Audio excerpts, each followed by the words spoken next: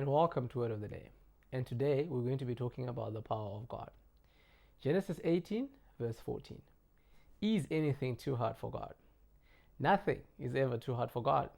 In fact, everything that was ever created, the universe and everything that we've come to know, was created by God, and it was created in perfection.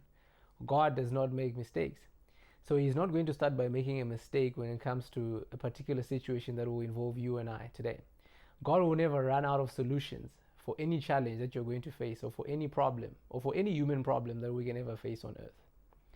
If you look at the life of Abraham and Sarah, Abraham was promised by God that you are going to become a father of many nations. But then he was advanced in age, him and his wife Sarah, to the point that when Sarah heard for the first time that you are going to have a child by this time next year, she even laughed because she did not believe it. She had lost hope. She didn't think that it was going to happen because it had taken time. So this is what happens. What affects us is the self-doubt. So it's not the fact that God is limited or God is affected by time. God created time. So anything that God wants to do in your life is not going to be stopped by seasons. It's not going to be stopped by time, because everything under the sun is subject to the voice of God. God called everything into being. So everything is going to go according to how God wants it to go. If you look at the children of Israel, they were making their journey from Egypt going to Canaan. When they got to the Red Sea, it seemed like there was no way. But then God parted the sea, and then there was a road on dry ground.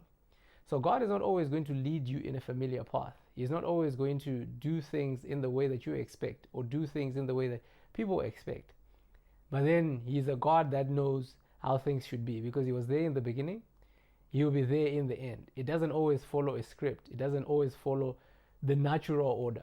Yes, we may live in a world that is natural, but then we can have supernatural results, because God is also a God of the supernatural. The most important thing is to know that our steps should be ordered by God.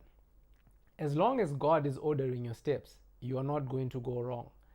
Obedience is one of the most important aspects if we're going to walk with God, and if we're going to do it effectively. Everyone that ever walked with God and achieved great things was obedient to the voice of God. You look at Noah, for instance. When God told Noah about building the ark, it was not raining at the time. But Noah had enough wisdom and understanding to know that when God tells you something, you follow through with what He tells you. By the time that it started raining, he was prepared, and he was able to fulfill what God wanted him to fulfill. So the same applies to us today. The power of God is not limited by situations. The power of God is not limited by the economy. It is not limited by anything under the sun. It is subject to the voice of God.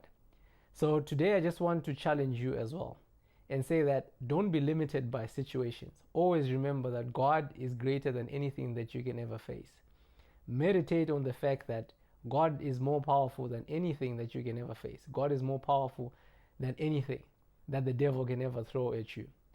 So for today, we're just going to wrap it up here. So take the time to think about how God has done things even for you in the past, or how God has walked with people even during Bible times, because He's still the same God that was there during that time, and He's still the same God that is there today. If He did it for them, He'll surely do it for you. Thank you.